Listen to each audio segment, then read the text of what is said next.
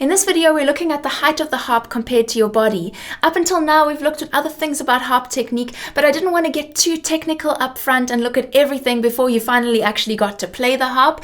But this is really important, so please don't skip this video. This is a common mistake, and it's something that for a lot of people, they're wondering why it's so hard for them to play with good technique.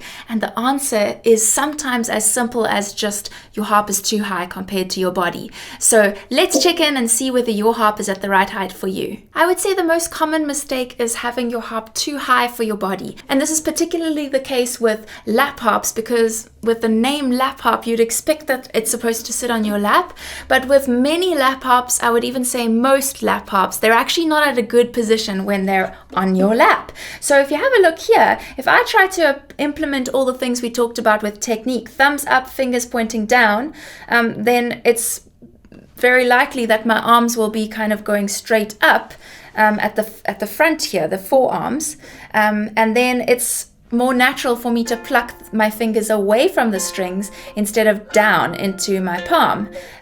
Or maybe we would end up putting our hands like that to try and get them to pluck away from the strings, but then we have that heel that we talked about. Or maybe we try and get our forearms into a better position, but then we end up with our elbows so high that we get exhausted.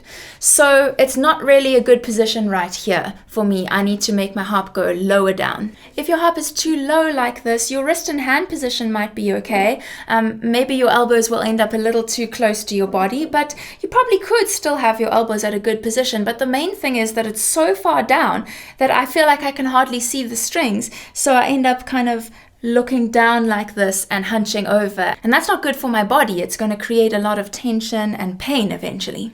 Now let's look at the more subtle differences. The other thing I haven't mentioned is that we should be plucking kind of in the middle of your harp strings. So if I put my harp at this height, I put my finger in the middle of the strings, I get my good positioning everywhere else, and my forearm is kind of horizontal, I end up having to have my elbows quite high, and I feel like I would get a bit too tired playing with my harp at this height. I would prefer it to be a little lower down. If my elbows were lower, then I end up with that kind of more vertical position of my forearm, and my fingers might end up plucking more like this to go away from the strings.